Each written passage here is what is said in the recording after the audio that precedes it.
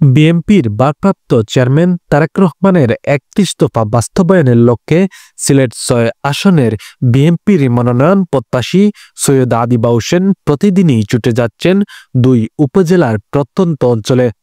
যার ধারাবাহিকতায় শুক্রবার বিয়ানীবাজার উপজেলার তিলপাড়া ইউনিয়নের বিভিন্ন গ্রামে প্রচারণা চালান তিনি। এরপর রাতে স্থানীয় দাসুরা বাজারে বিএনপি ও অঙ্গ সহযোগী সংগঠনের উদ্যোগে আয়োজিত জনসভায় প্রধান অতিথি হিসেবে বক্তব্য রাখেন।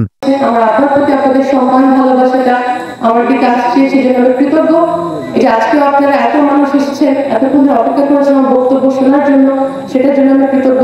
সেই সাথে আমার দুঃখ লাগে যতবার আমি দেখি আমার প্রাণপ্রিয় বিয়ানীবাজার এবং গোলাপগঞ্জের রাস্তাঘাট ভাঙা, হাসপাতালে যথেষ্ট পর্যাপ্ত সুযোগ সুবিধা নেই। আপনাদের সবার কাছে বিএনপি ৩১ দফা দেওয়া আছে।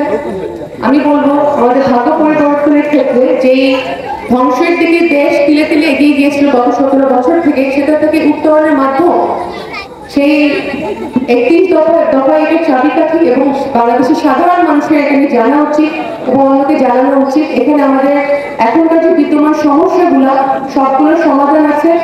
এ সময় জনসভায় তিলপাড়া ইউনিয়ন বিএনপির সহসভাপতি আজিমউদ্দিনের সভাপতিত্বে ও সাধারণ সম্পাদক এম লিয়াকত আলীর সঞ্চালনায় বিশেষ অতিথি হিসেবে বক্তব্য রাখেন সিলেট জেলা বিএনপির সাবেক তাঁতি বিষয়ক সম্পাদক ওহিদ আহমদ তালুকদার, গোলাপগঞ্জ উপজেলা বিএনপির সিনিয়র সহসভাপতি হেলালুজ্জামান হেলাল, সহসভাপতি সেলিম উদ্দিন, লক্ষ্মীপাশা ইউনিয়ন বিএনপির সাধারণ সম্পাদক ফখরুল ইসলাম, সাবেক ছাত্রনেতা আতিকুর রহমান তুয়াব, তিলপাড়া ইউনিয়ন বিএনপির সাবেক সাধারণ সম্পাদক মাহতাবুর রহমান, সাবেক সাংগঠনিক সম্পাদক মাসুক উদ্দিন সহ আরও নেতৃবৃন্দ। শামীম হোসেন, জিবরাস 24।